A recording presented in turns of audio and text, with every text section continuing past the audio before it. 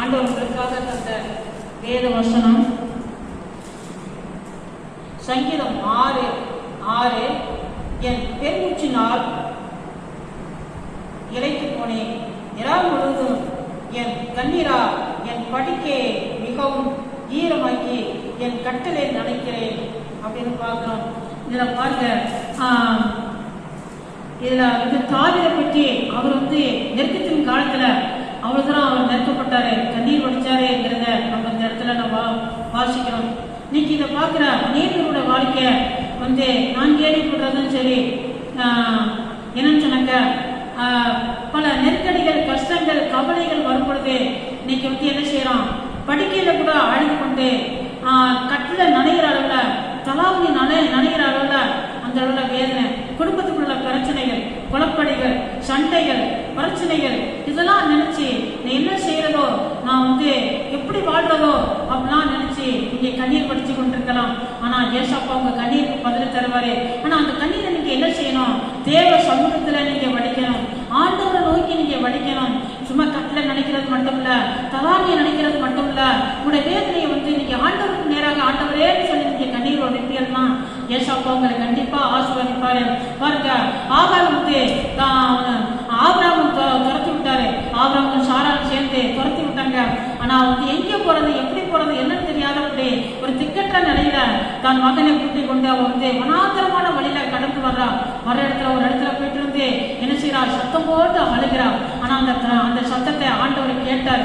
தேவதூதன் இறங்கி அவருடைய கண்ணீரை பார்த்து அவருடைய அலாதம் சொல்லி அவளை சந்தோஷப்படுத்தி அவளை சமாதானப்படுத்தி அவருடைய தேவையை ஆண்டவர் சந்தித்தார். அவருடைய தேவை, என் பிள்ளை சாக போதே, எனக்கு குடிக்க கூட தண்ணீர் இல்லையே, நான் திக்கற்ற நிலைமையில என்னை துரத்தி விட்டாங்களே அப்படின்னு சொல்லி வேதனையோடு அங்கே அழுகிறா. அவருடைய கண்ணீர் காட்டவர் அங்கே பதில் கொடுக்கிறத நம்ம வாசிக்கிறோம். இன்னொரு இடத்துல புதிய ஏற்பாட்டை நம்ம வாசிக்கிறோம். ஒரு விதவை அதாவது அவளை கைப்பற்றி சொல்லப்பட்டிருக்குது. இப்ப நான் விதவையாக, ஒரு இளம் விதவையாக இருந்திருக்கணும். அவ தன்னுடைய மகனை சாக்கு கொடுத்து பாடையில தூக்கிக்கிட்டு போறாங்க.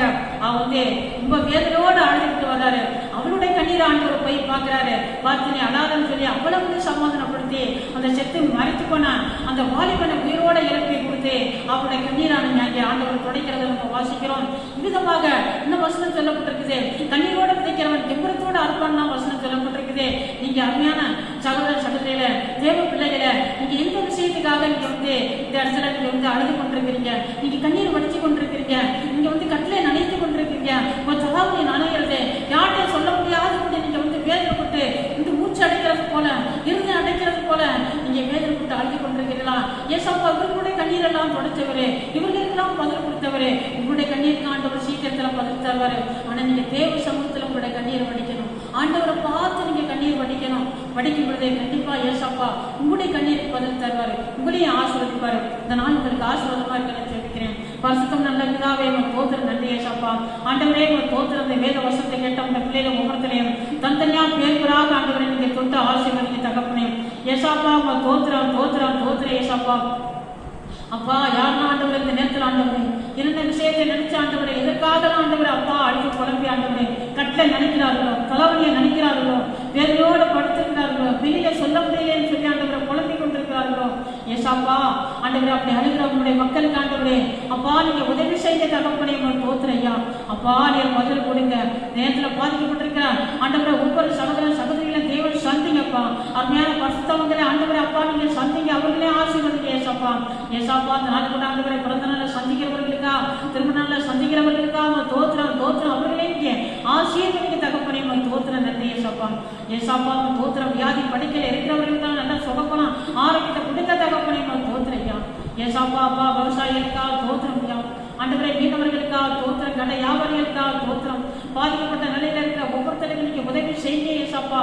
அப்பா தோத்திரம் தோத்திரம் தகப்பனே இயேசுவே தோத்திரம். யாராவது என்னென்ன எதிர்பார்த்திருக்கிறார்களோ, வேலை கிடைக்கலையே, வறுமையில் இருக்கிறேனே, தரித்திரத்தில் இருக்கிறேனே, என் பிள்ளை இப்படி இருக்கிறதே, நான் என்ன செய்வேன், கடலில் இருக்கிறேன்னா சொல்லி ஆண்டவரை குழந்தை கண்ணீரோடு இருக்கிறேன் ஒவ்வொரு ஆத்து மக்களுக்கும், ஒவ்வொரு சகோதர சகோதரிகளுக்கும் நேரத்தில் நீங்க பதில் கொடுத்து அவர்கள் ஆசீர்வதி, அவர்கள் கண்ணீர்களை துடைக்க ஆண்டவர்கள் தோத்திர நன்றி ஏசப்பா.